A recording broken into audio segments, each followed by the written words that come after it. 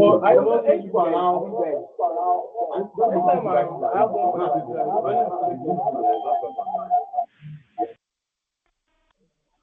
Okay, yeah. So,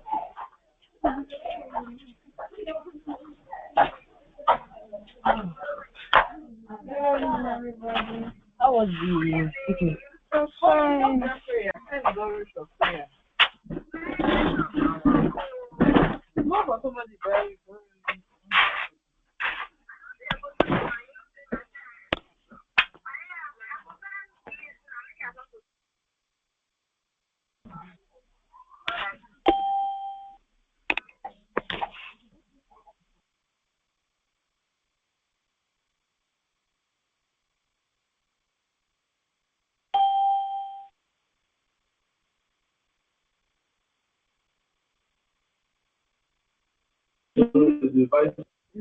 Uh, Me, just kindly react. If you can hear me, just give me a reaction. You can give me a thumbs up, or you can go to the chat box and type, I can hear you, sir.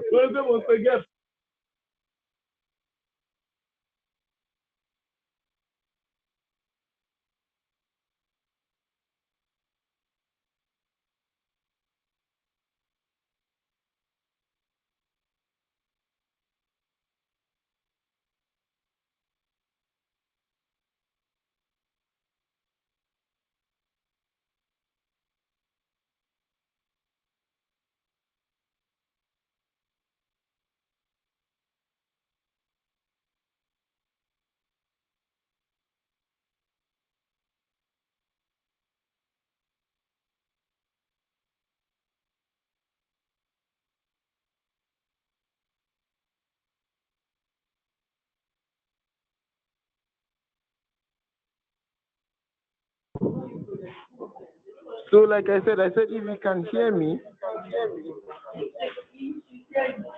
just give me a thumbs up so I can confirm that you can hear me clear. So let's start the class. I understand that not everybody is available for this session, and we understand the requirements for meeting up for the class. So that is not a problem. We are going to be moving into it straight up.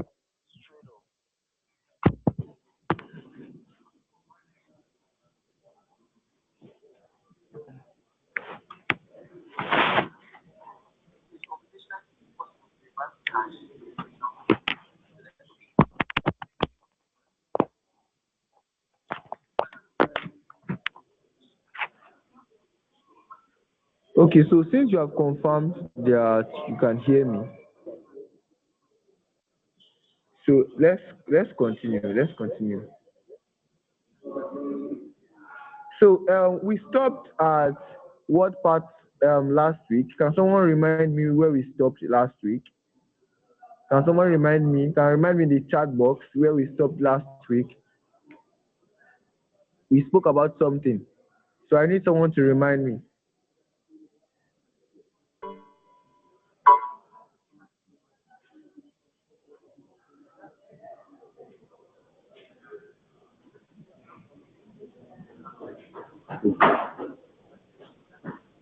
Hmm?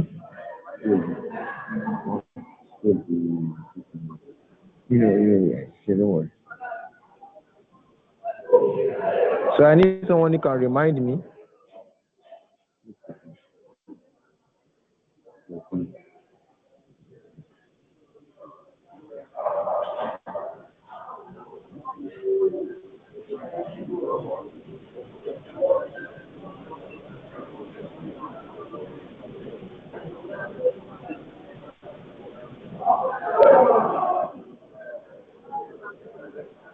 So let's.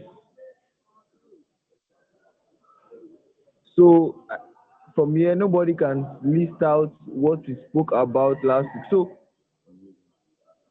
if if you're on the call, kindly mute your mic. I'm still waiting if anybody can. Participants are muted. If you can hear me, kindly just signify, or you can kindly signify or drop on the chat box that you can hear me.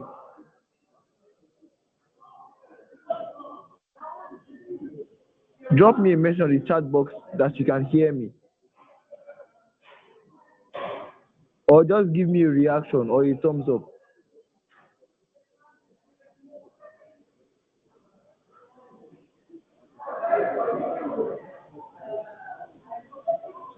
Okay, nice. I've seen someone reply. The use of Zendesk to reply certain tiers of tickets. Good. That is good. So, any other person,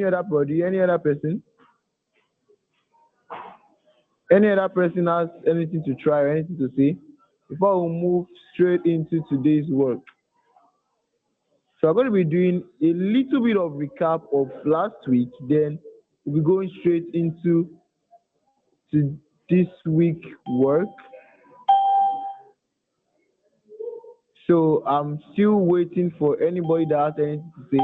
Then we'll continue. Now, we experienced some major barriers when uploading the YouTube video for the virtual assistant class due to some bans with YouTube.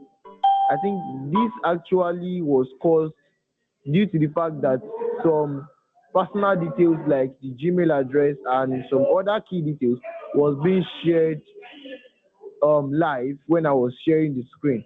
So this caused some bans on the YouTube. That was why you weren't able to get your video recordings on time, and also that was the reason why um, the video recordings was showing unavailable at some particular time. So you don't need to worry about that. That is under control already.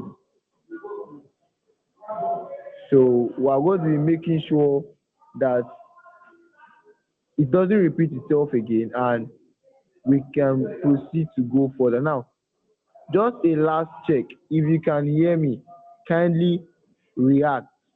You can raise the hand, you can drop a reaction, or you can drop on the chat box that, sir, I can hear you. I want to be sure everyone can hear me so I can proceed. If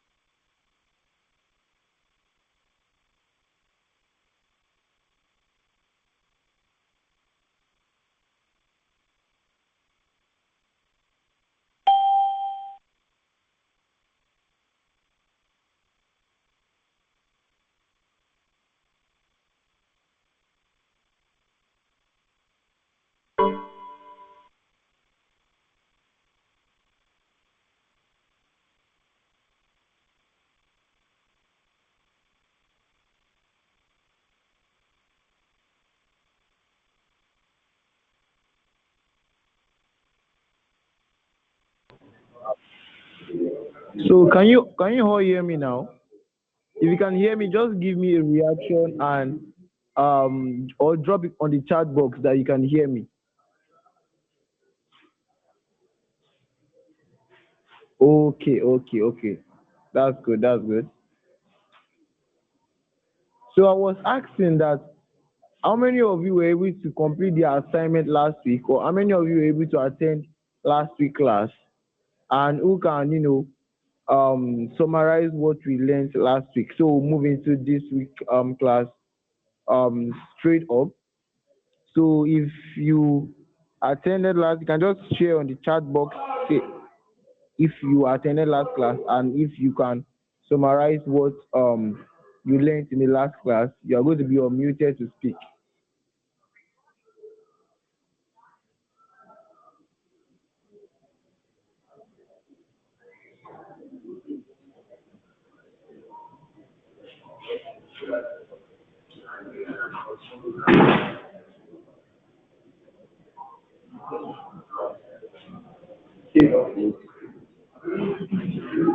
Okay, success.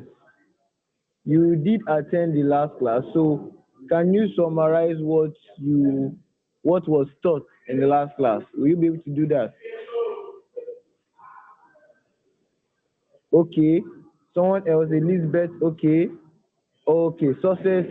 Then I will give you the floor for just 2 to 3 minutes to just give us a brief summary of what we talked about last week. Yeah, so I'll be giving you the floor to speak very soon. Let me navigate through you. Now, success, the floor is yours. You can speak. Okay, good evening, everyone. My name is Success. Um, Good evening. We can hear you. You can go on.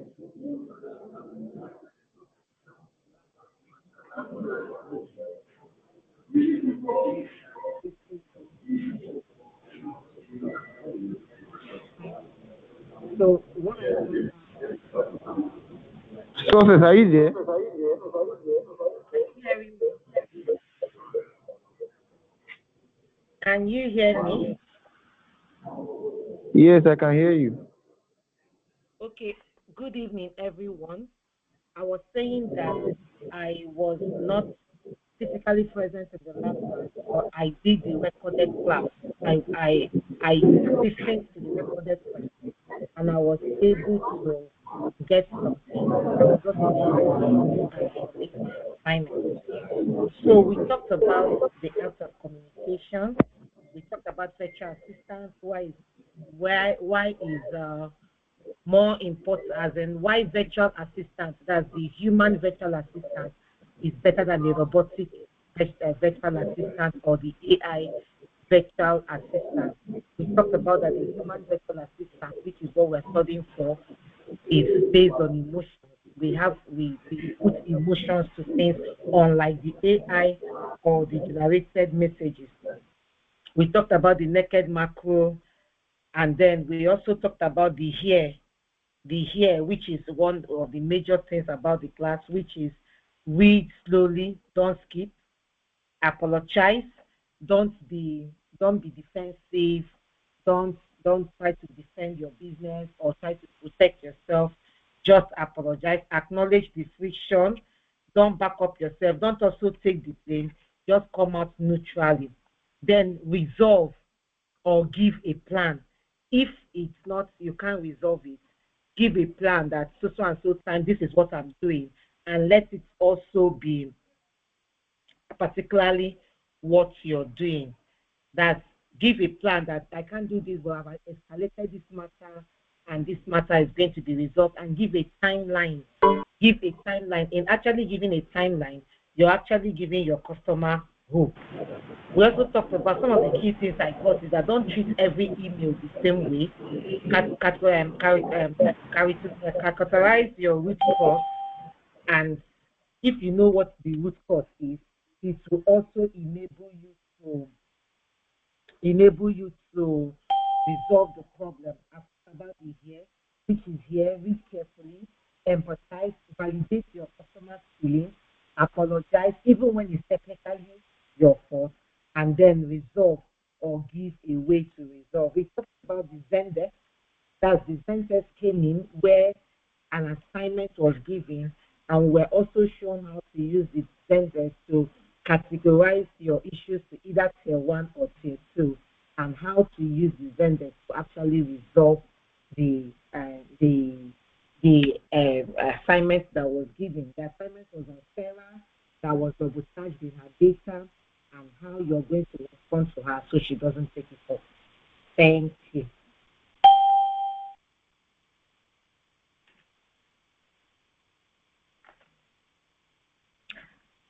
I don't know whether anybody heard me. I'm done.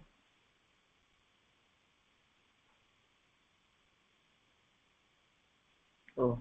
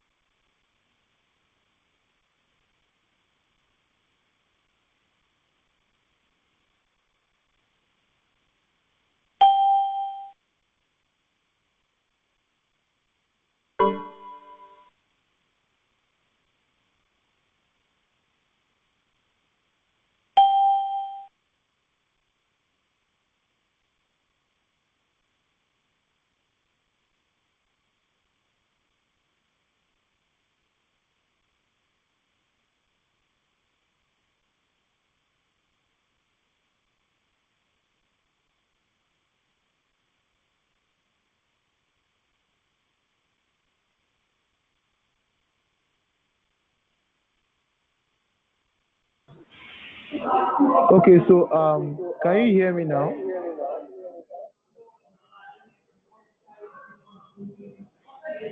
If you can hear me, just give me a reaction. So let's proceed immediately. I'm not waiting for anybody again. And thank you very much, Success, for the wonderful should I call it a presentation? I really appreciate that. Now let's go into today's work. If you can see my screen, let me know. Or have I paused it? Let me know if you can see my screen. If you can see my screen, kindly let me know if you can see my screen.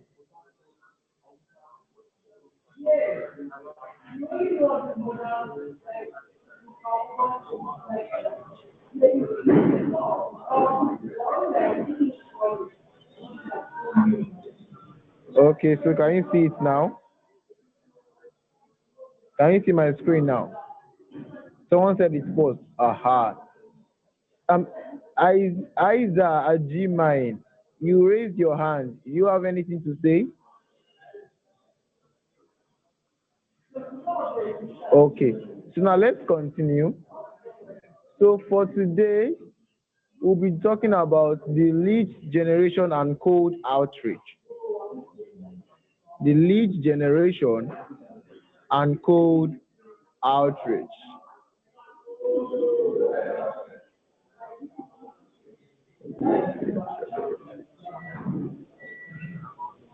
So I think you all can see it now.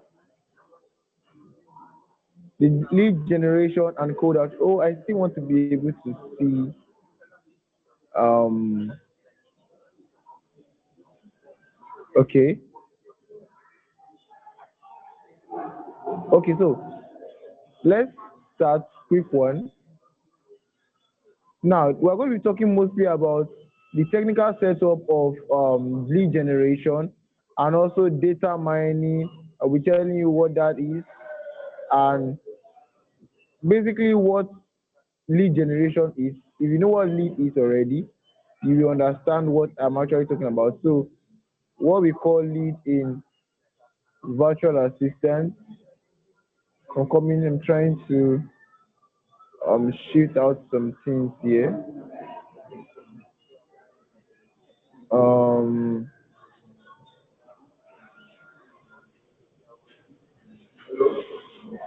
okay. Now let's start into it. Technical domain setup. Now, this domain is usually related to emails. Um, Sending 1,000 emails a day from your company. Now, I told most of you I advise most of you to open a Zendesk account and try um practicing what you were taught last week. Did any one of you do that? Is there anyone that did that? I I advise most of you here to those of you that attended the last class to open a Zendesk account and practice what you were being taught. Did any of you do that? Did anybody do that?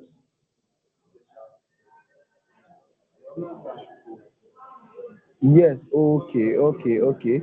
Okay. Nice. Nice. Now, so what we're going to be learning today is it is related to it. So that's what I was asking if anybody did that.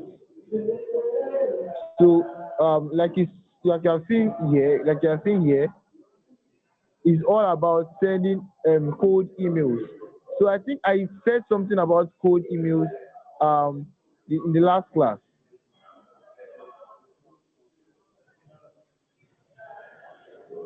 I said something about emails in the last. Now, sending 1,000 emails a day from your primary business, the primary business domain, will instantly flag you as a spam and destroy your business reputation.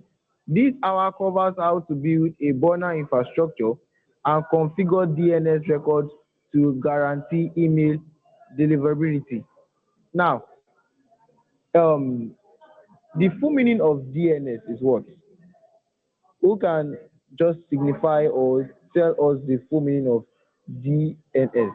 Okay, someone said I wasn't in the class, and by the time I tried watching the YouTube, it was not available. Okay, we are so sorry about that.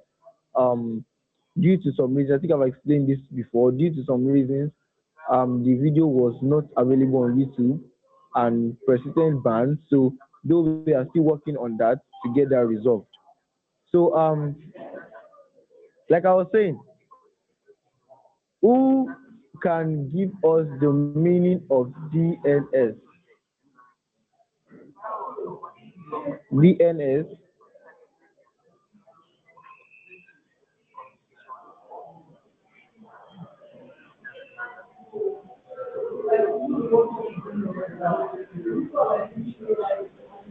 Okay, so I think I will just have to say that. DNS stands for Domain Name System. So it's just like an internet phone book. Okay, thank you very much, Mr. Jimmy. I've seen that already. So it translates the human readable domain names, just like we have google.com, tiktok.com, facebook.com. So it translates the human readable domain, and it allows browsers to load internet resources. I hope you understand that. So we are going to be linking it to what we are doing today. So now, the scope of cold emailing. The scope of cold emailing. Now, like we said, you're sending 1,000 emails a day from your primary business domain. Your business domain, like now, if you have a business email, there is a difference between business email and a personal email. You are all supposed to know that there is a difference between a business email and a personal email. Now, the difference is that a business email has a domain attached to its ending, while a personal email has the common domain that Google uses. If you have a Gmail account and you have a personal Gmail account, it's always going to end with at gmail.com or at yahoo.com. But for a business email, it can either be ending with um, your company.com or .org, org. So that's the difference, the main or .ng. So that's the main difference between a personal email and a business email. So now, even though you have a business email, normally we all know that, or you are supposed. I don't know if you know, but I'm telling you now that a personal email and business email, they both have limits. We know that for personal emails, you can just send at least 500 emails per day. But when you have a business email, it can actually go more than that. You can send more than that amount of emails. But still yet, it has a limit. Now, that's why we said sending 1,000 emails a day from your primary business domain will instantly flag you as spam and destroy your company's reputation, because if you can be flagged as a spam through Google with that particular email, that email will be blocked forever and there's no way you can recover it. So it will destroy your company's reputation. And the hours covers how to build a burner infrastructure. Now, this burner infrastructure is just to know how to navigate the DNS records and guarantee your email deliverability. Now, data mining and sequencing. We're not going to be wasting too much time here. I think 1 hour is gone already, if I'm not mistaken. So, in outbound sales, volume alone falls. We will learn how to source targeted B2B leads, verify the data, and draft conversational email sequences that focus on prospect pain points rather than aggressive pitching. And we made mention of this in the last class. If you're in the last class, you will remember what we said. I made mention of this exactly in the last class. So let's continue. Please, as I move to each slide, I want to confirm that you can hear me, so I will can proceed or not. So please and please, you can kindly drop on the chat box if you can hear me and see my screen at the same time, or give me a reaction. You can see my screen and you can hear me clearly. Okay, good. Now, the golden rule of cold email. And I know you must have been hearing cold emailing, do the cold emailing. Yeah. So now, never use your main domain for cold outreach. It is very, very important. As a virtual assistant, you need to know this. Never use your main domain for cold outreach. This can be an exam question. I'm saying it again. This can be an exam question. It is a rule of cold email. Never use your main domain for cold outreach. Now, the risk of the reason why this this law is made, the solution and how to set it up. That is how this is what this particular slide is for. So now the risk. If Google or Microsoft flags your cold emails as spam, your entire domain sender's reputation, like we said before, is ruined. Now, why will they flag your cold emails as spam? If you have like 2,000 people or 2,000 customers that purchase from you or that gain services from your organization, and maybe you want to send them emails about your new achievement or your new upgrade or feedback on some particular product, you will need to send cold emails. Cold email means that bulk emails that are tailored to each customer's needs, each customer's perspective. So this is where cold emails come to play. Now, since your organization has a limit to the amount of emails it can send per day, so unfortunately, if you exceed this amount of emails, Google or Microsoft, depending on which one you use, can flag your cold emails as spam. Number one, they will not only flag your emails as spam, even the one that has been sent will not go directly to the receiver's primary email. Instead, it will go to their spam folder. I know some of you are familiar with this already. It can go to their spam folder, and they will still. Okay, please, what is cold email? I think I've explained that. Someone is asking what is cold email. I've explained that already. Okay, so I was thinking if I could mention someone to just come and say, but I don't think that will be necessary. I don't think that will be necessary. Now, I will just explain what cold email means, and I I think some other people will be getting from it. Please, and please, if you have your questions, do well to answer.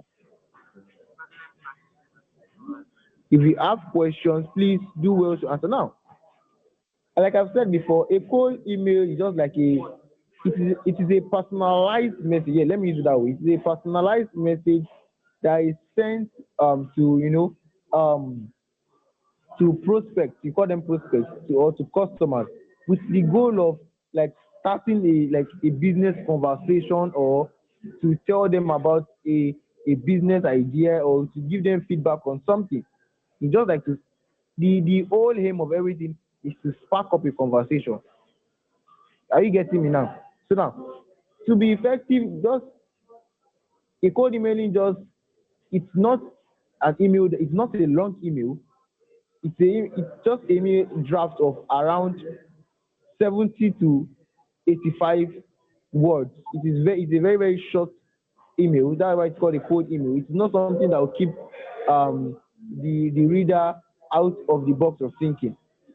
So we are going to be focusing entirely on the recipient's pain, and the pain point, and also end with a low friction question.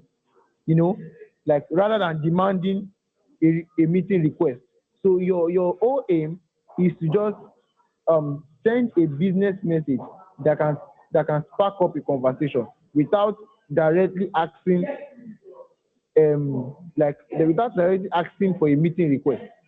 I hope you understand that. I think Kelechi, yeah, Kelechi, I hope you understand that now.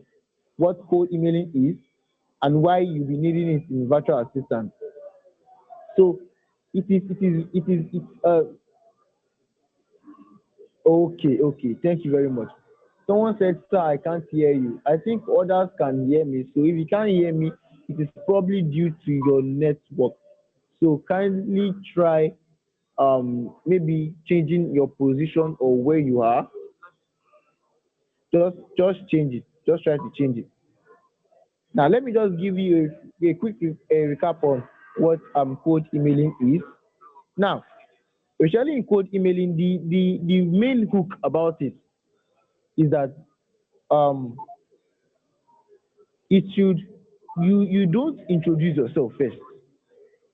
You don't introduce yourself. That is one of the strategy we use in writing a very effective cold email. You don't introduce yourself first. Instead, you start with like a customized or a genuine observation about their company, and also prove that you did your research about their company. It's as if you want to send a cold email to Pepsi company.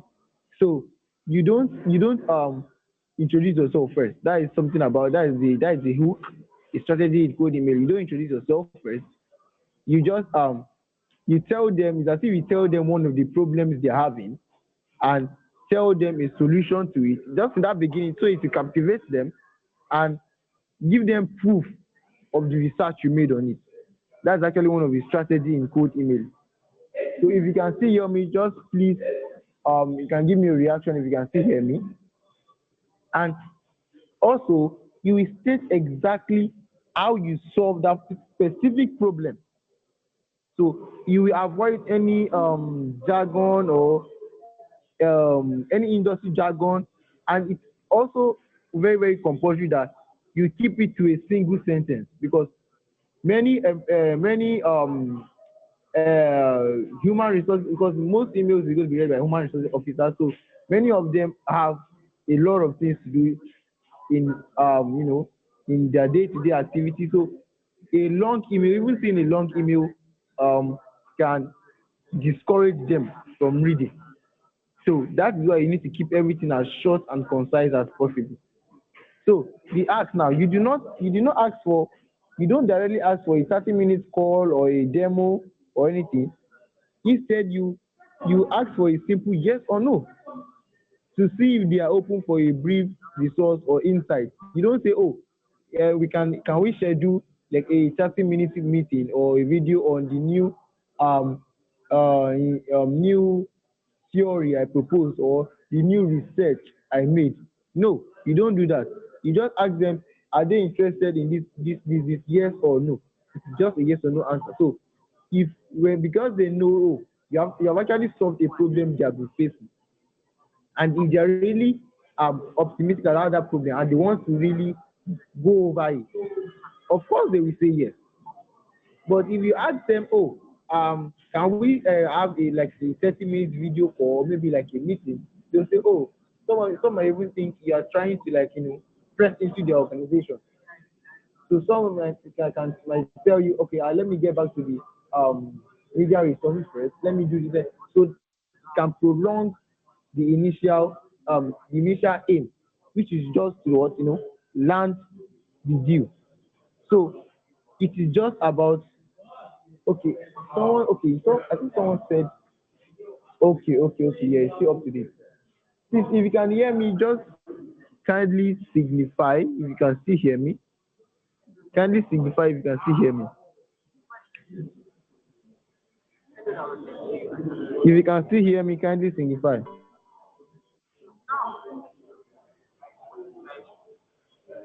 Okay. Now let's continue. If Google, okay, I've read this place. Now, if your company is I will just take this for an example. You just think so. Let me see if I can type out some domain examples. I don't think I can type out some here. I don't think. Okay, let's just move on. Now, you can connect your secondary domains, your Google Workspace, to create professional sending addresses here. So, like I said, you don't use your your real you don't use your real company's domain to send cold emails. If not, if if your domain is being flagged as spam, just say bye bye to that email, and that is the end. It can even tarnish the reputation of the company. So to solve that, if your company's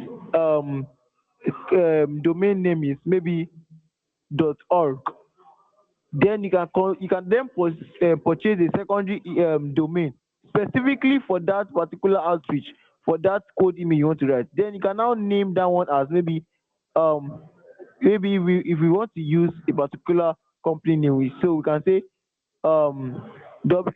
company name at at edu.org. Instead of using the company name .org directly, you can just use the company name at edu.org. That there is a secondary domain. And if it is being flagged, it is not being flagged as your company domain, but it is being flagged as a secondary domain. So you have solved the problem of flagging by Google or Microsoft. So please, I don't want to be too specific and I don't want to list any company's name so that this video will not be banned by YouTube again.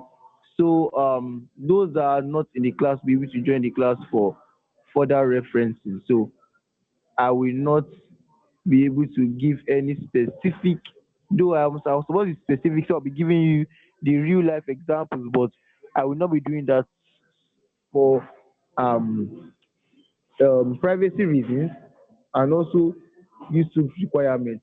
Because these videos have to be uploaded on YouTube for those that were not present to be able to watch this later.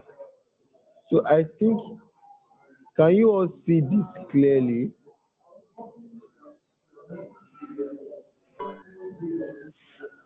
Okay, let me see if I can expand it again.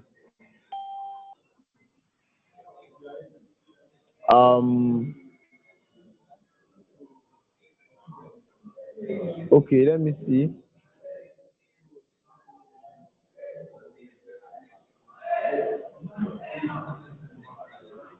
Okay, so now the Holy Trinity and deliverability. Once the secondary domain is purchased, you must configure three DNS records that prove to mailbox providers that you are a legitimate sender, not a scammer. I repeat, the Holy Trinity of deliverability. Once a secondary domain is purchased, you must configure three DNS records.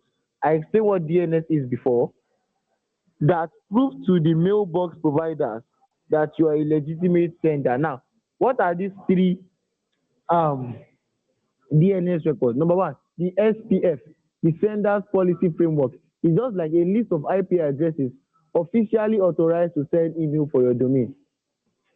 So, you know what IP addresses mean? Like the approximate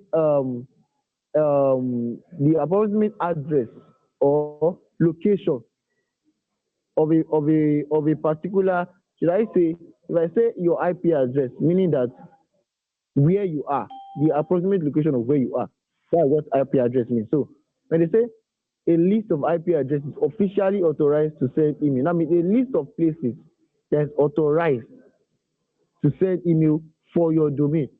So you must have a list of those IP addresses officially that's authorized to send email for your domain. Number two, the KIM, the domain keys identified email. It's just like a cryptographic signature on every email, proving that it wasn't altered in transmit. Just as if you want to send a document to an organization. You want to send a document to an organization, and you are sending that document in a Word document, like the Word WORD. A Word document is editable. It can be altered. But if you send it in PDF format, PDF can't be edited. So when you are sending a document in PDF and Word, which one is more credible? The PDF, because it can't be altered. So that is the same thing. That is what this number two is saying. Domain keys identified email. It's just like a cryptographic signature on every email, proving that it wasn't altered or it wasn't altered in transmitting it. So that is what that is for. And the DMARC, domain-based message authentication. Now this is just the boss of everything. It tells the receiving server that if it to reject it or to quarantine it or to give it somewhere else, like to stay in a mailbox or a spam folder. So it tells the receiving server what to do. So if an email fails the SPF slash the DKIM checks, so I tell the wider to reject it or to quarantine it. So these three things you will need these three DNS records. You will need the three of them for you to prove that, oh, you're a legitimate sender and not a scammer. So if you can get these three, your cold emailing is set to go. Let me see how many slides are you. Okay. So let's continue.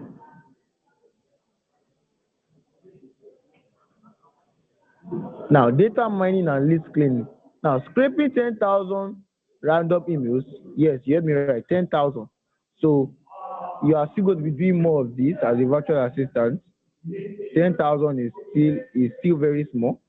So scraping 10,000 random emails from the internet is a recipe for disaster.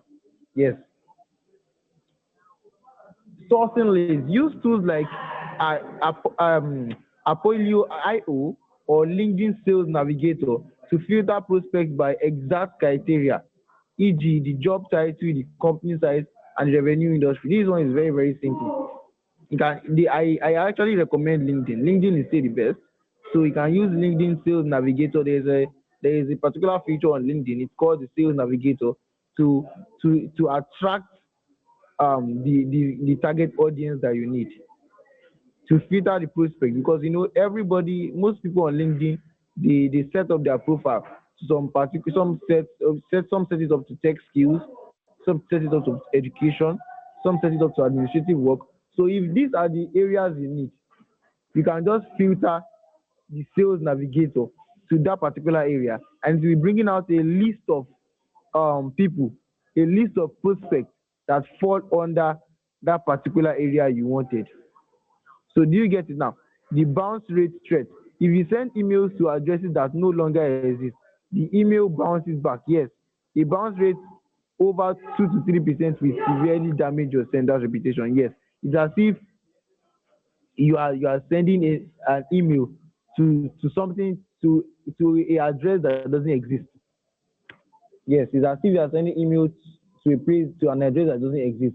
So you tend to lose credibility, because why on earth, when you know what you want to do, the reason why they can actually flag you is because to them you're supposed to know the email you are sending to. You're supposed to have a list of emails you are sending to, but because you want to use it as a cold email, so you tend to use emails, and sometimes these emails no longer exist. You will experience that, as also you also experience that at the virtual assistant. If you are in some particular segment, there are some should I say, okay, someone said I don't understand the previous slide. Which one exactly? Is it the slide 4? Please, I need the person to specify. Is it the slide 4? I will gladly go back to it if it's the slide 4.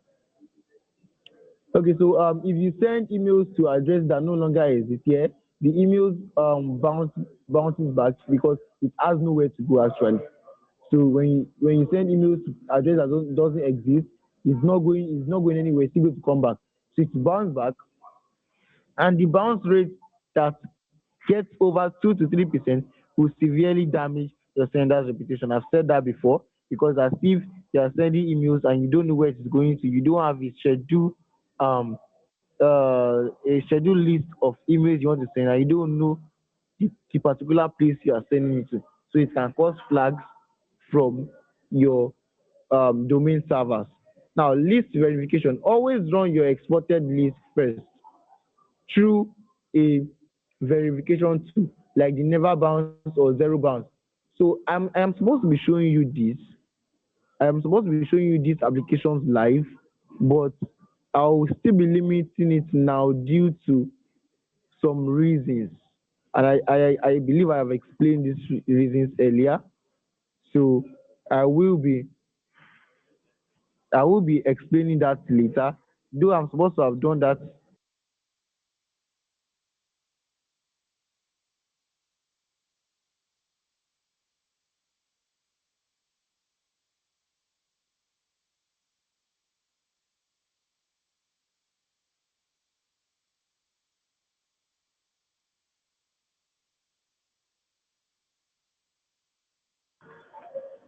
to strip out risky or invalid emails before sending your campaign. So do you understand that? Okay, I think somebody okay. Okay, the slide 3. Okay, concerning the secondary domain, okay, I will go back to that in due course. I will gladly go back to that in due course.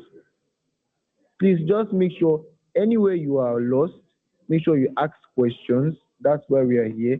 Make sure you ask questions at any point where you don't understand. Now, like I said, always run your exported lead list. I'll be showing you this, the never bounce or zero bounce. I'll be showing you this momentarily, but still for now, maybe during the last week of classes, then I'll be showing you this. So anybody that didn't attend the class then, maybe you are on your own, I don't know. So I'll be showing you um those applications and how you can use them. But for now, we are still going to be considering the theoretical aspect. Somebody said the slide 3. Now, I will need you to further specify this, you said the secondary domain. So what exactly don't you understand by the secondary domain? So let me try to type out a domain to you. What domains actually look like. So let me type out something.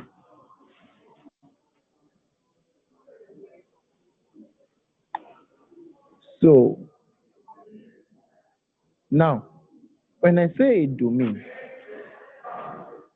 I just hope this video is not being banned by you to begin. So when I say a domain, I can mean now can start by saying the company name.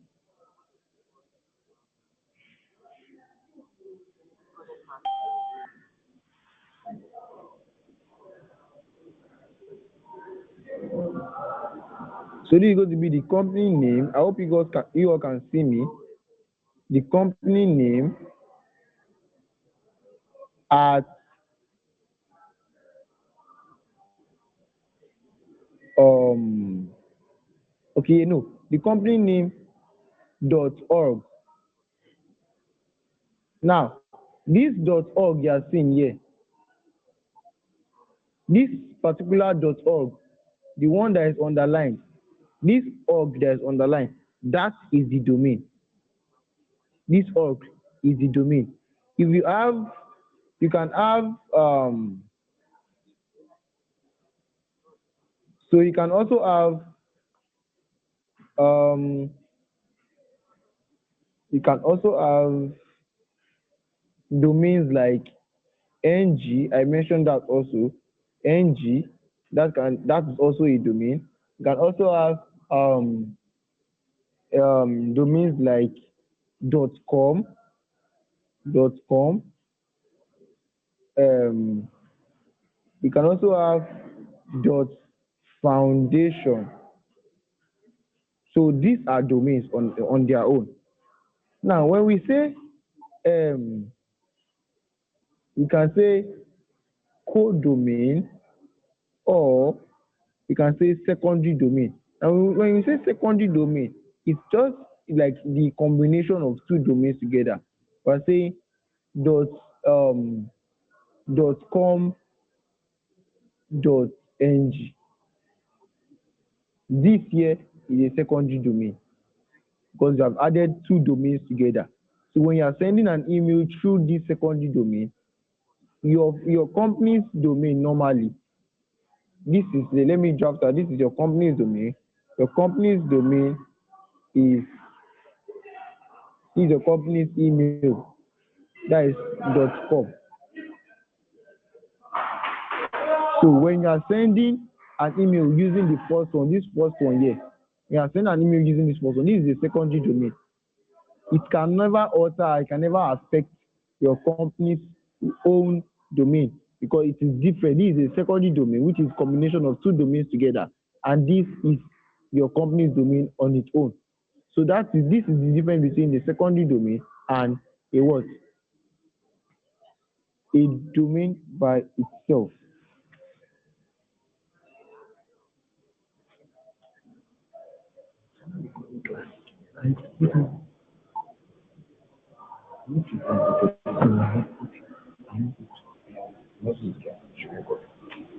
Please, can you all still hear me? If you can still hear me, just give me a reaction.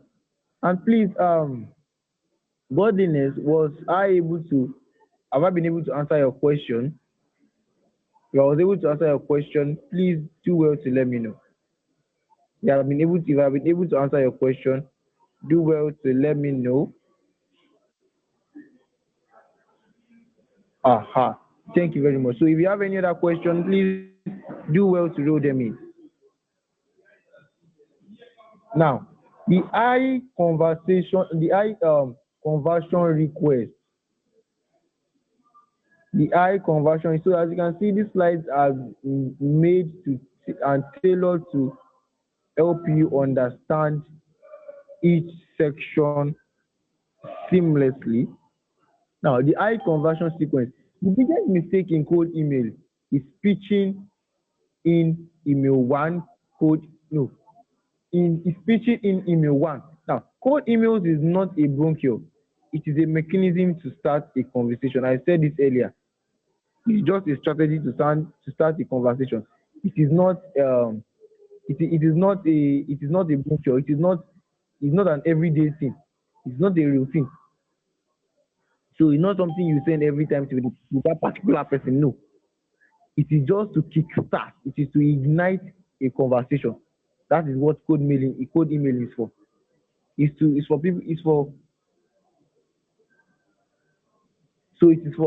people that it is just like I said, it's just to ignite a conversation, to start a conversation. That is just the mechanism for it. So it is not a brain choice, it's not a routine that you send consistently. From there you are declining you are reducing your credibility. Now, the 3-step architecture. Okay, I think this slide can actually scroll. I don't want to. Okay, let me zoom it in so you will be able to see.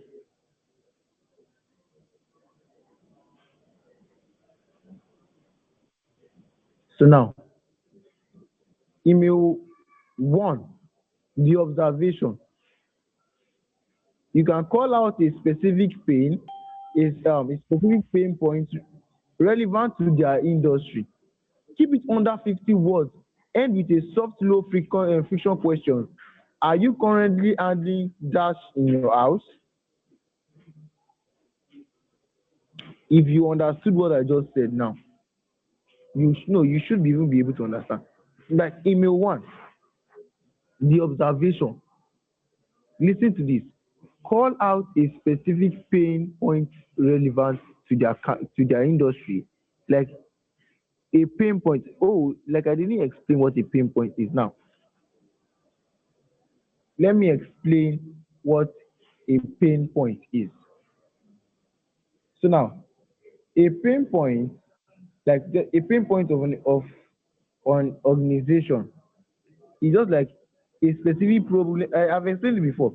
A specific problem or frustration or difficulty experienced by customers or employee or a particular organization.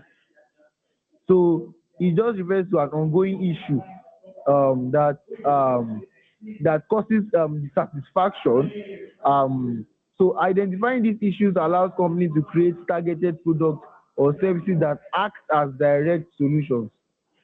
So you get now. So pain point is just they are generally just like specific problems. So now when I say you call out a specific pain point, that means a specific problem relevant to their industry.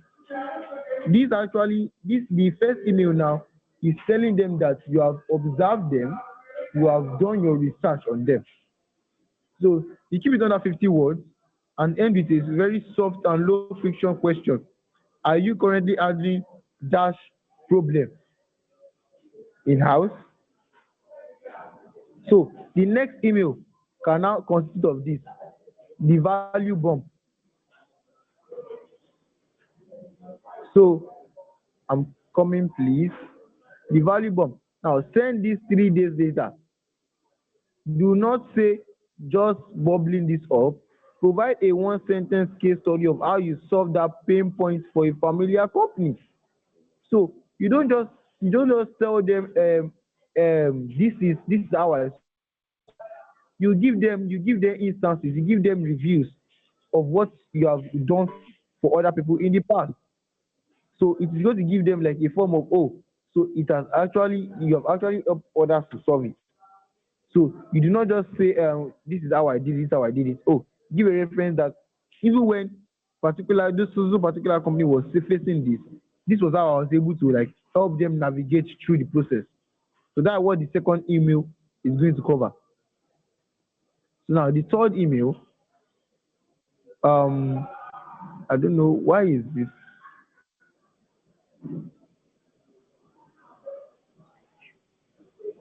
Now let me use this. I think there is a breakage here in the slide. So now, generally, what this fourth, the third email supposed to be is just you send this 4 days later, and you just give them the particular solution to their own their own their own company, the one that is going to tailor and meet their own company specific requirements, and tell them how they're going to be able to implement it. And then you can now end with a kind of soft tone that can help to strike up um, a conversation that will make them further contact you. If you want that, there are clauses in which you can use. It will make them further contact you to say more, to speak more out of your observation and how you made your research. So they will also want to learn more and know how they can put this into consideration to help them scale more in their business. So please, if you can still hear me, kindly um, react or drop it on the chat box that you can hear me as we continue.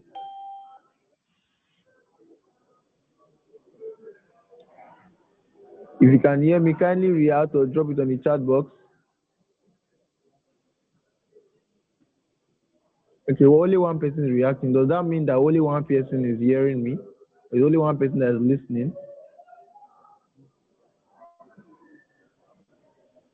Okay, I can see three more. What of the others? Okay, sources, I can see you also. Okay, sources, thank you very much for earlier. Okay, Kelechi, okay, I can hear you. That's nice. Okay. So please and please do not forget, always post um your progress. Please and please. It's very, very important as you move on. Always post your progress. Let people know that this is what you are doing and this is what you hope to achieve. Always let them know what you the progress you have made, so it will like just be visible. Try to build your visibility. That is the first step. Now, the scenario: a local agency owner hires you as a virtual assistant.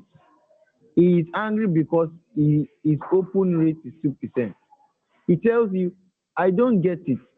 I bought a list of 5,000 emails, loaded them into Mailchimp, and blasted out a 4 paragraph pitch using my main email, ceo@myagency.com. Why is nobody replying? Now, according to what I have taught today. You are supposed to have been able to point out some mistakes he made according to what according to what I have taught you today. You're supposed to have been able to point out some mistakes. Even the head himself will have told you some mistakes he made. So I want you all, if you can actually say it, you can raise your hand. So I will pick you and I will mute your mic for you to speak. Or if you want, if you can drop it in the chat box also, drop his mistakes, the mistakes he made. Just drop them in the chat box. Let me see. Let me read it again. A local agency owner hires you as a virtual assistant. He is angry because his open rate is 2%. He tells you, I don't get it. I bought a list of 5,000 emails, loaded them into MailChimp. Now, this MailChimp is a system, is an automated system that can help you send emails at specific intervals. So that is what you use to send bulk amount of emails. So I loaded them into MailChimp and blasted out a 4-paragraph pitch using my main email, ceo@myagency.com. Why is nobody replying? So I want you, or if you can speak, he used his main email and it moved to spam. Nice. I love that. I love that. I love that. Yes, success.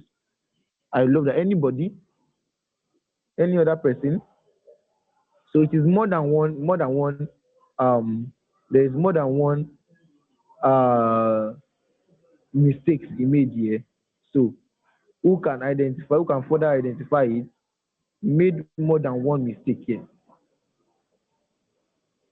Success, I see you. I see you. Don't forget, this can also be an exam question. You never can tell. And for the record, your exam question are being set presently.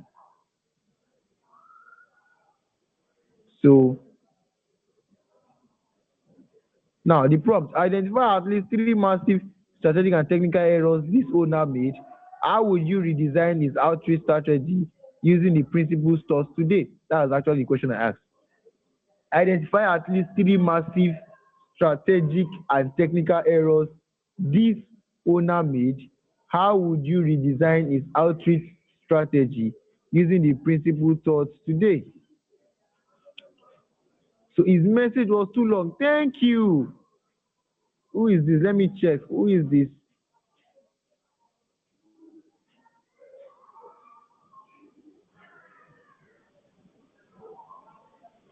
So, okay. Godliness Moses. Yeah, his message was too long. Yes. It was more than 50 words. Yeah, actually, the standard emails can be between it can be between 60 to 85. 85 is mainly the maximum for it. So to get your customer. Yeah, so it was very long. He said about 4 paragraphs. So he went straight to the point in the first email. I wouldn't say so. Let me see. The 5,000 emails might have contained emails that weren't working. Yes, correct. Thank you very much, Michelle. That's a nice one. So yes, the 5,000 emails is sent. It will definitely contain emails that were not recognized and that didn't have an address. So it is very, very possible that emails will have bounced back, and then it would have been more than, see now, its opening rate is what, 2%, meaning that can actually have caused a flag in its own main email. Can you see now? So now, this scenario, I would have said you should do this as an assignment, but this is not the real assignment scheduled for this week. But if you can do this, I will advise you to work on it, bring out like re-strategize for him, for this particular owner. Identify three massive strategic and technical errors this owner made, in which we have partly done. And how would you redesign his outreach strategy using the principle taught today? Now, though this is not an assignment, but I urge you all to take your time, study this, and go go on it again. Just go on it again and try to solve his problem. Now, lastly, the week 2 wrap up. You now understand the hidden technical infrastructure required for B2B outreach. You know how to set up secondary domains, verify data to protect your bounce rate, and write conversational sequences. Let me repeat. Summary. You now understand the hidden technical infrastructure required for B2B outreach. You now know how to set up secondary domains, verify data to protect your bounce rate, and write conversational sequences. Now, the week 2 assignment.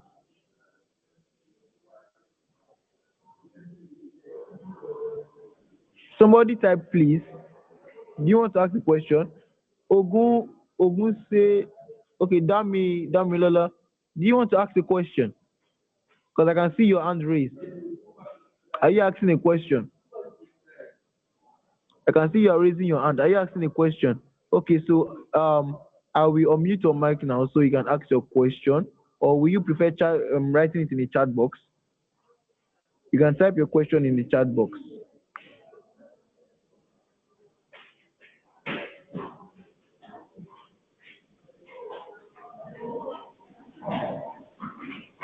So you can chat up in the chat. Please, can you recap for those of us that came late? Um, like we said, the summary was also what I was just reading now. But we have been strictly told that we cannot exceed a maximum of 2 hours. So the video will be provided actually. The video will be provided for you to go back and watch on YouTube. But I will try my best. I will go back and prostrate on some things. Just let me finish this first. So Faridat Abdulmalik, you can drop your hand now, Damilola. Faridat Abdulmalik, do you want to ask a question?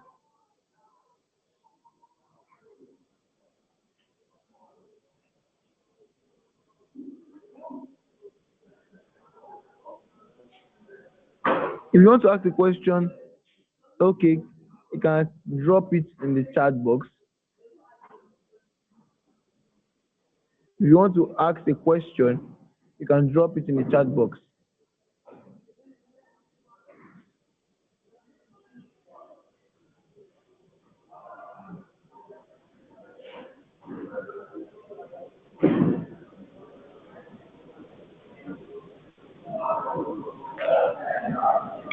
Can you still hear me?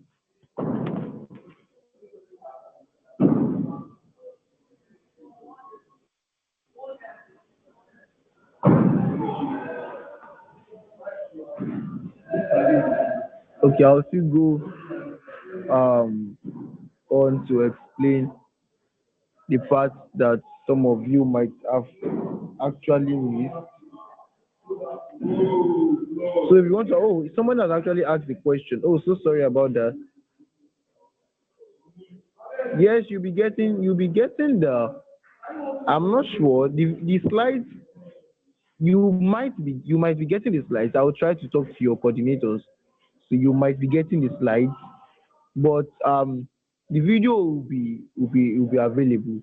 So in the video you will see the slides. But I will try to talk to your coordinator if the slides can be available for your accessibility. So I will try to talk to your coordinator, but just keep in mind that the video is going to be available, and in the video you will find the slides. So please, can you still hear me? If you can hear me, just give me a reaction. A reaction will be enough for me to confirm.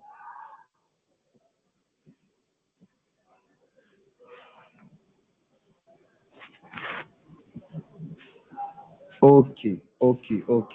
Now that's enough for me. That's enough for me. Now somebody asked, what is B2B? B2B. Abi? Yeah. Somebody asked, what is B2B outreach? Now that's a very very great question.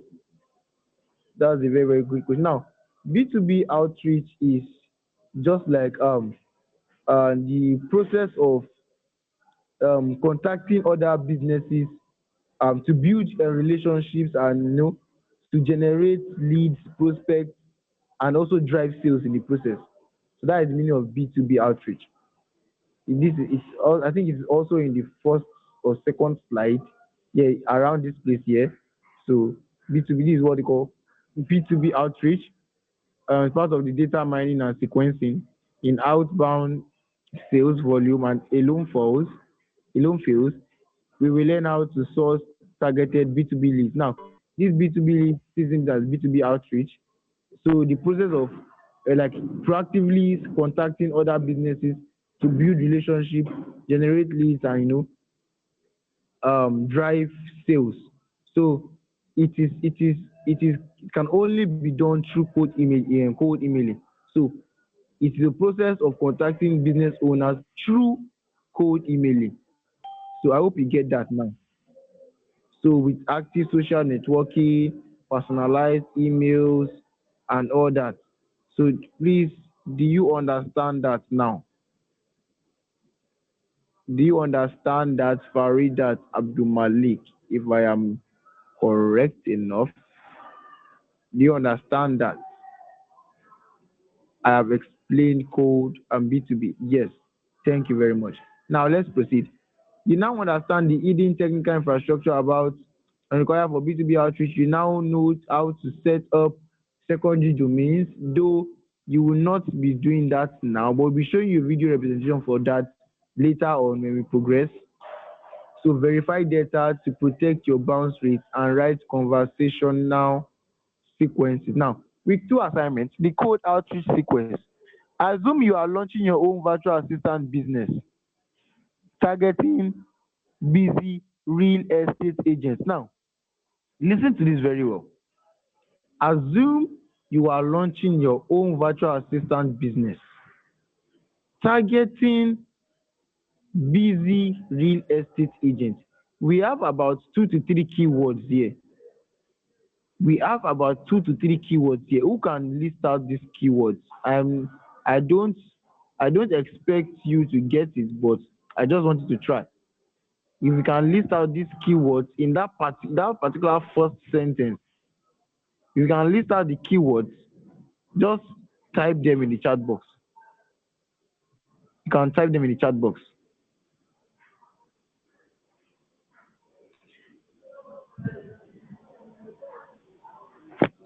If you can list them out, you can just type them in the chat box.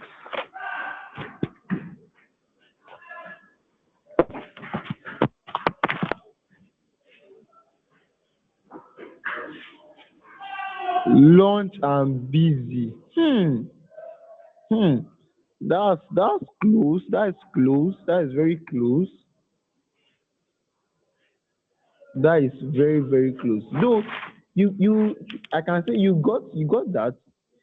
That's very nice.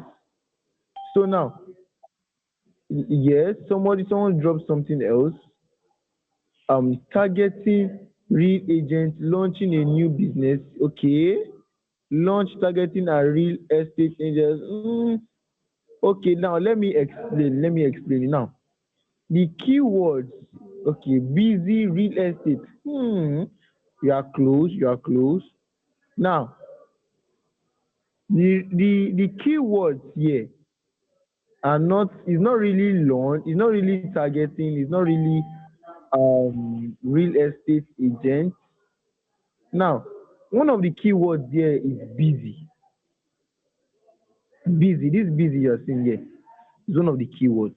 Now, it is telling us that the people you are going to be sending emails to, they are busy people. They are busy set of people. Meaning that the emails you must be sending to them must be short and concise. That is why it is a keyword on its own. Number two, your own. Launching your own virtual assistant. Now, this your own virtual assistant, that your own, that word there is it's okay, launching a new business. Okay, keep it short and simple. Nice. I love that. I love that. So, like I said, this particular phrase here is a keyword because since it is your own virtual assistant business, you might want to make the mistake of using your own domain, which will cause a lot of problems because if your um if your domain is flagged as spam, you will lose reputation of your business. So busy here is a keyword.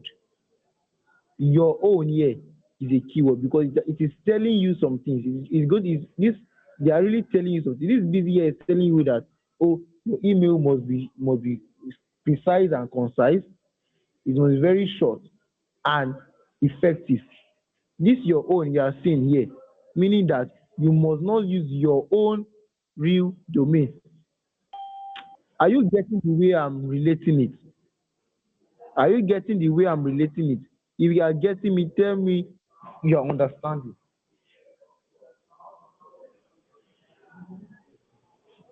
If you are getting me, tell me you are understanding.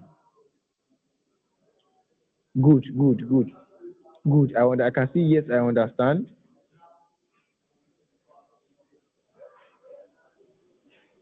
Say the audio is very bad. I hope the recordings will be sent to the groups. Yes, it will be sent to you. Good. Now, let's continue. Draft a simple three-step code email sequence email one. Okay, draft a three-step code email sequence. Email one, email two, email three. You know what the email one is supposed to consist of. You know what email two is supposed to consist of, and you know what email three is supposed to consist of. The rules now. The rules: no email can be longer than four sentences. You cannot ask them for a 15-minute video call in email one.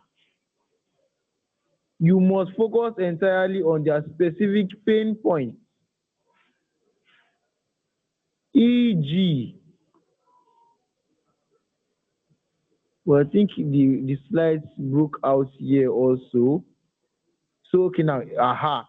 So this is going to be an additional assignment for you. You are going to be. It's not compulsory you work on real estate agents alone. You can work on beverage companies, food companies. Just point out a problem you know they are facing, the problem you know they are actively facing. Um, like just solve the. You can also use. I am not saying you can also use AI to assist you. Yes, but AI will never. You can never use AI to write a code email. If you use AI to write a code email, I as your tutor will detect it. You are going to get to a certain level where you can differentiate between AI and human written code emails. We are still going to get there. I repeat, do not use AI for your code emails. If not, your assignment is flagged. I repeat, your assignment is flagged. The only point in which you can use AI is for specific companies you know, organizations you know you want to use, and also the problems they can be facing and how to solve them. But the code email must be written by you and you alone. Now, to submit the assignment, you'll be provided with a Google Form link to submit your assignment. So, the Google Form link will only allow you to attach a photo or a PDF document or a Word document. So, it's advisable you construct this email. You construct it using your email address. Construct that as if you want to email somebody, as if you want to send email to a person. So, in the construct of the email, you screenshot your email, then save it to your phone. So when it's time to submit your assignment, you will just attach the screenshot. So you attach the screenshot you have made, then upload it. That is the best option for you. So I hope um I've answered all questions. Okay. Someone said I can't hear I can't hear. Um Logged out and logged in again, but the audio is still bad. Okay, so sorry about that. Please, which company email should we use as the secondary domain? Like, are we to use something specific? Now, Since you are kindly send the recordings later, okay, recordings are going to be sent. That is a normal thing. The recordings is going to be sent to you. So now, since you are still newbies um virtual assistant, you are not going to be um obliged um to create the business email addresses. So you will still be using your own email address for now. You will be using your own email address for now. But if you want to be specific enough, you can go ahead to create another email. Then you can end it with something like um at, or no, you can end it with something like .org at gmail.com. .org that at gmail.com, or .ng at gmail.com, because your personal email will always end with at gmail.com. So in order to have a kind of a secondary email, I mean a secondary domain, you'll be having something like .org at gmail.com, or .ng at gmail.com, or .com at gmail.com. But it's not advisable, don't use .com. It sounds so weird. So I hope you understand that now. Someone said that the last sentence is not complete. You said EG. Yes, I know I said EG, but you are the one to source for a company. No, we have given you example of a company you can use, which is a real estate agent. Some of you might want to use real estate, some of you might want to use any other thing. So we give you the space to do that. So you point out some specific pain points. You know what the pain point is already. Problems they have in that particular organization. That is what the pain point is. Or like real estate agents now, inability to find agents or caretakers of a particular of buildings, people that will take watch over buildings. That can actually be a pain point. So you are creating a code email for that. Just don't don't rush it. It is very, very easy.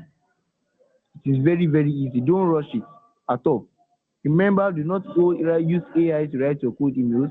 If not, it's going to be flagged. You will just see that when you want to collect your certificate, or when it's time for your certificate, you are not being awarded a certificate due to some reason or the other. So, in order not to cause that, please and please and please and please and please adhere to instructions and follow instructions. Please, if you have any other questions, I'm giving you just 2 to 3 minutes to drop your questions on the chat box before we call it a day. I will just give 2 to 3 minutes to ask questions. And if you know you want to ask your question live, you can raise your hand now. The first person to raise their hand will be given a chance to ask the question. Or should I say the second, first and second? Okay. I can see someone here. Who is this? Let me unmute you. Okay, now you can ask your question. Good evening, sir. Okay, good evening. Please, I came very late, so I hope to go through the class. Maybe when the audio, or when the record is dropped on the group. But my question is not regards the class because I came very late, so I'm not getting most things. It's just the time for the class because I was told from previous time that it was supposed to be 5 to 6:30, which I tried to join by that 5 to 6, but I discovered that the class was not holding. So I don't know. I just got my phone this evening and then I discovered that there is a class going on. I think that was already after 8. So is it that the class Okay, was changed? okay. So um the classes normally is they are always holding by 7 to 9 p.m. every Saturday for virtual assistant. 7 to 9. You have a timetable for that already on your groups. 7 to 9 p.m. every Saturday. So we understand that a lot of students from different from different countries, from different parts of the world, and also those that are like different places. They have time barriers, like different time zones. So we understand this, and we know that this is mostly the reason for low attendees during the live sessions. But we know that they are still very much interested in the course. So that's why we are giving the privilege of uploading each video on YouTube for easy access. So don't worry, even though you are not able to catch up with the class, the video is going to be uploaded on YouTube for you to watch again. So be able to understand and take your assignment. So you don't need to worry. Just keep in mind that the classes are from 7 to 9 p.m. every Saturday. So any other person wants to ask any question?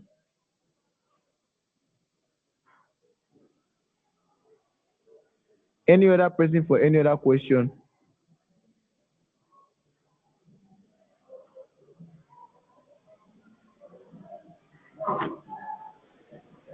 Okay. Let me unmute you. Okay, you can speak now. Damilola, you can speak now. You have the floor.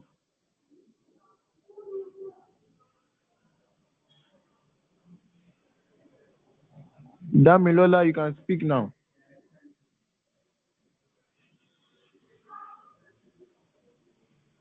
Okay, it's like she's not active. Um, is it three different emails or just one? You are using just one email, not three different emails. You are using just one email, not three different emails. Do we understand that? You are using just one email, not three different emails.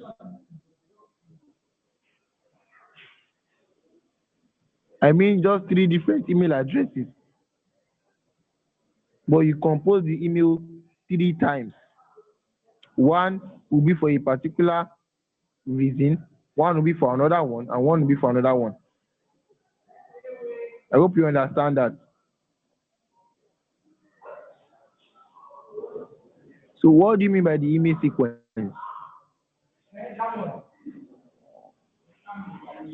Do any other person have any other question? If you have any question, drop it in the chat box. Just a minute to go. I will be calling it a day. Just a minute to go, and we will be calling it a day.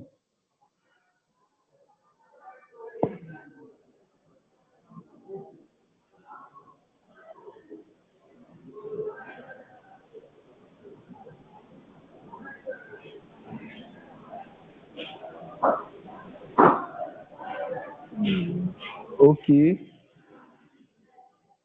I meant three emails, like three different emails to be sent out, but you have answered. Thank you. Okay. Please, you haven't answered my. Damn it. I wasn't able to answer the last video that was uploaded on YouTube. Is there a duration of time the video will be uploaded for?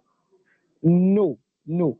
So we had issues with YouTube ban of the video due to the reason that we during the live session I was showing you practical interface of how to open a Zendesk account, and during that process I shared some personal information which YouTube do not accept due to their policy. So that was the reason why that particular video was banned on YouTube. So that was why you didn't get access to it. But don't worry, the issue will be rectified and you'll be getting the video clips as soon as possible.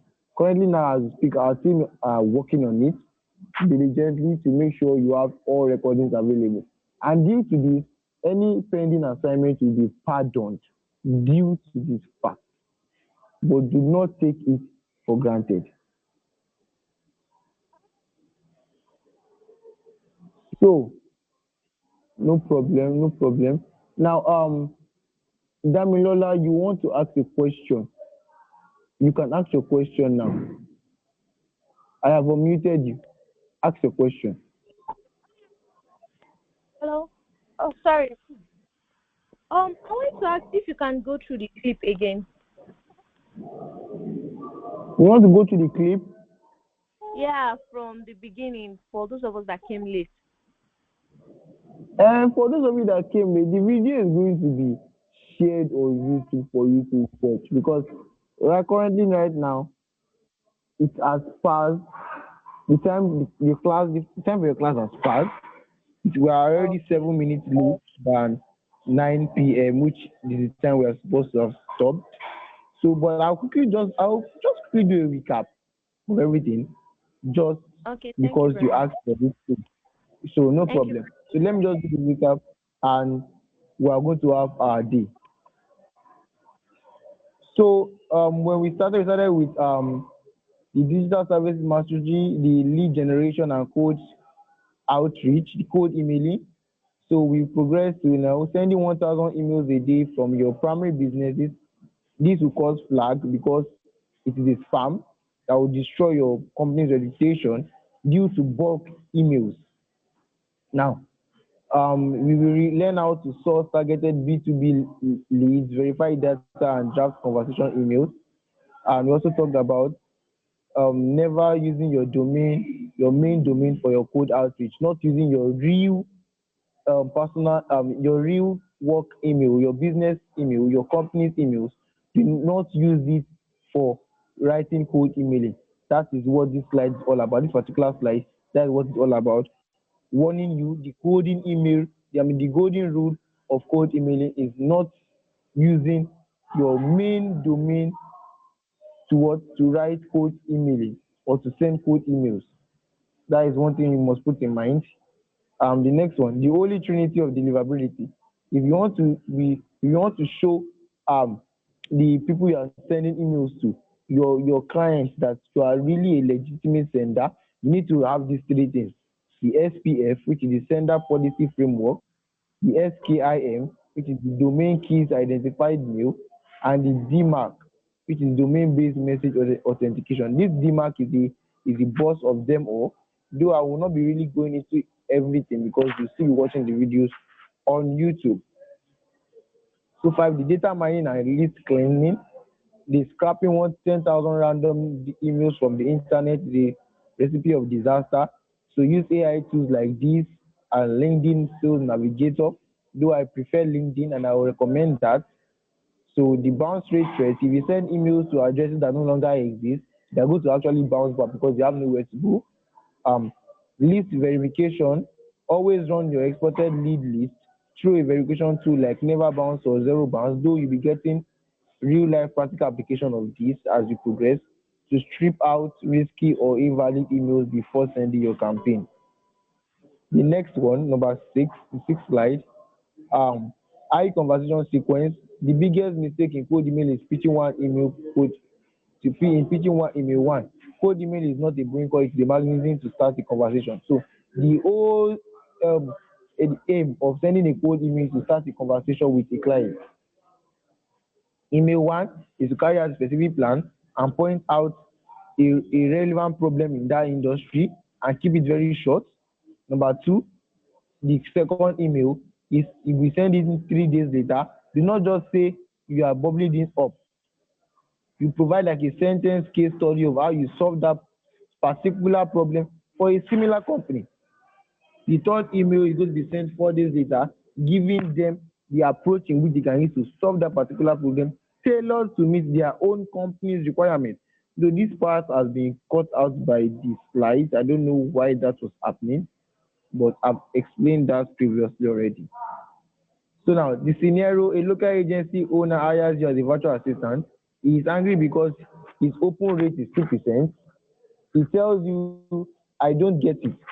I bought a list of 5,000 emails, loaded them into MailChimp, and blasted out a 4 paragraph pitch using my main email, ceo@myagency.com. Why is nobody replying? So the prompt is identify at least 3 massive strategic and technical errors this owner made. How would you redesign his outreach strategy using the principles taught today? So if you watch the video again and again, you understand what we are really trying to say here. And this is your assignment. It will still wrap up. So since no other question is displayed in the dashboard, I have successfully recapped this, even though it was very fast. I hope you go back again to watch the video as soon as it's available on YouTube. So, in the absence of no other question, thank you very much, everybody, for joining the call, and do have a nice rest. No problem, no problem.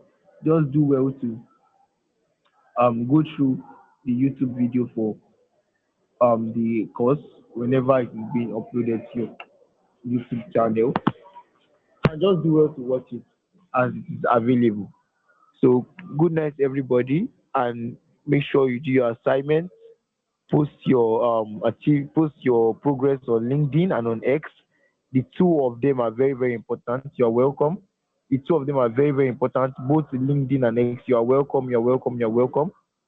Um, very very important. Post to make your visibility, to make you visible. You are welcome. You're welcome. To make you visible, post yourself on LinkedIn. Nobody will know you are doing something without you saying it out. You're welcome, Victory. So nobody will know you are doing something without you bringing out yourself. Post what you are doing. Post how you are doing it. Even though it's your assignment you are posting, post it. What your assignment, even the slides where your assignment is being shown, post it. Post out what you learned from it. Thank MS Virtual Academy. Let us repost you also. You will get your visibility will grow from that area. So just do everything to grow your visibility because you'll be needing it a lot. I'm not supposed to be telling you this, though you're supposed to have known it already. But you need your visibility to grow. That is how employers will seek you. So thank you very much everyone for joining the live. Do well to take your assignments and post your progress. Good night and God bless you all.